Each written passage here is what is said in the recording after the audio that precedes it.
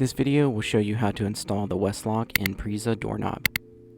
Jump to the end of the video if you need to see how to remove your old hardware. So these are the Weslock Impresa Privacy Knobs. These knobs come with both rounded and straight strike plates and face plates. The first step is to determine your backset. You do this by measuring from your door's edge to the center of the crossbar hole. My backset measures at 2 3/8 inches.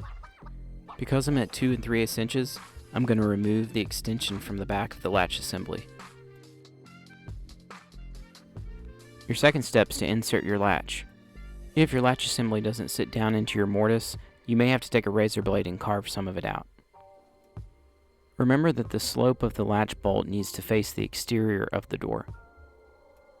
Once it's fully seated, you can put your faceplate on and screw it in.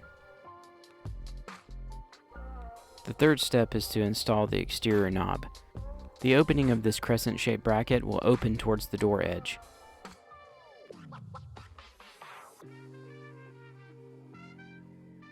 The fourth step is to remove the knob from the interior backplate. An easy way to do this is to use the key to depress this tab that's on the post. Once the tab is depressed, you should be able to pull the knob right off. Once the knob is removed, you can install the backplate.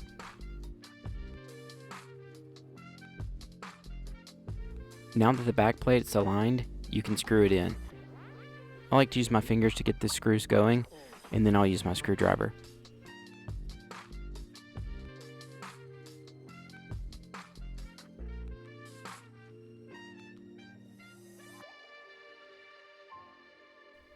Once the backplate is secure, you can install your push-button lock.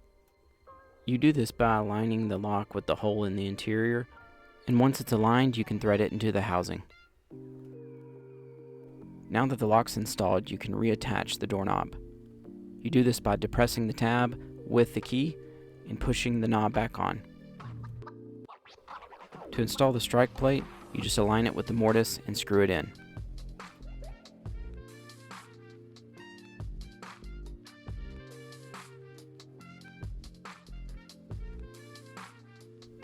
That's it, your doorknob's now installed.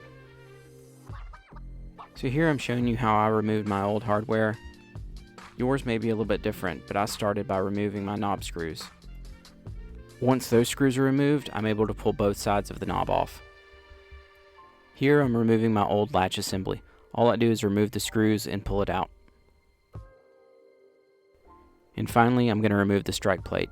Just remove the 2 screws and it should pop right off. If you found this video helpful, give it a thumbs up and subscribe to my channel for more videos. Thanks for watching.